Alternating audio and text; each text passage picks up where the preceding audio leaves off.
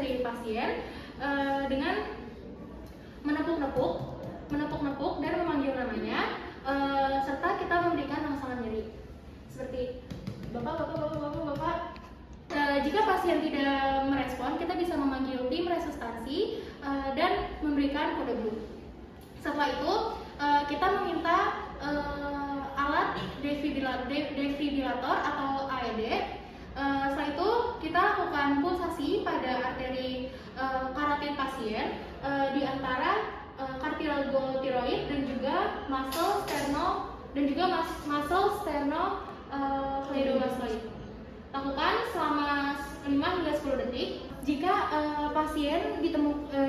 ditemukannya nadi denyut nadi tetapi tidak yakin dan pasien tidak bernafas, kita bisa melakukan CPR sebanyak 30 kompresi dan melakukan ventilasi. Setelah itu, jika pasien ditemukan dengan adanya denyut nadi tetapi tidak bernafas, kita bisa memberikan ventilasi. Kenapa kita memilih arteri karotid sebagai pulsasi? Karena arteri karotid adalah arteri yang superficial dan mudah untuk diraba.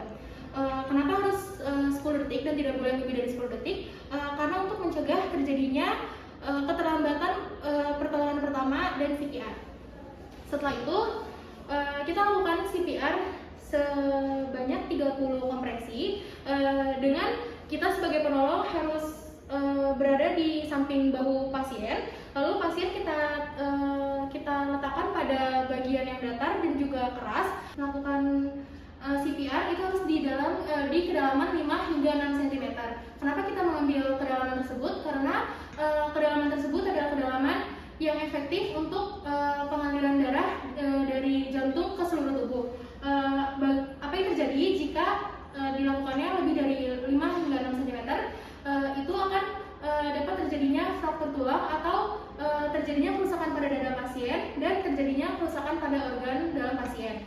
Setelah itu kita gunakan tangan dengan posisi telapak tangan saling mengunci.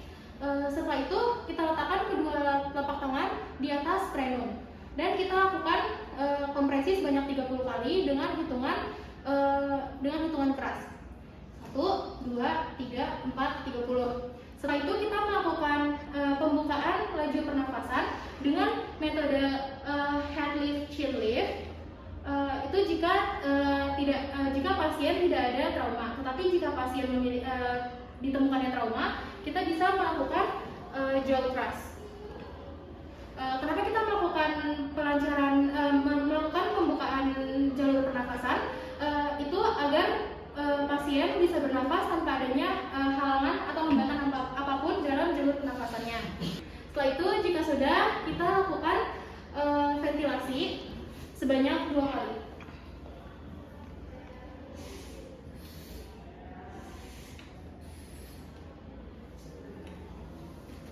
Lalu, jika sudah, kita lakukan evaluasi kembali dengan mengecek pulsasi arteri karotid pasien.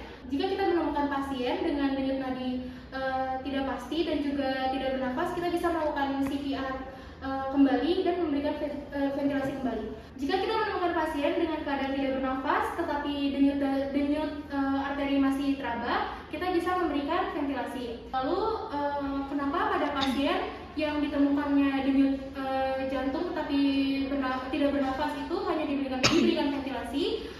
Karena pada kondisi pasien tersebut hanya mengalami kurangnya suplai oksigen, tetapi jantung tetap memompa darah ke seluruh tubuh. Lalu setelah itu, jika kita menemukan pasien sudah dengan keadaan denyut arteri dan juga nafas sudah kembali, kita bisa melakukan atau meletakkan pasien pada recovery position. Kenapa kita harus meletakkan pasien pada recovery position? Itu agar mencegah terjadinya pasien tersedak jika muntah dan juga untuk tetap membuka jalur pernafasan dari pasien. Segitu dulu video dari saya. Terima kasih. Wassalamualaikum warahmatullahi wabarakatuh.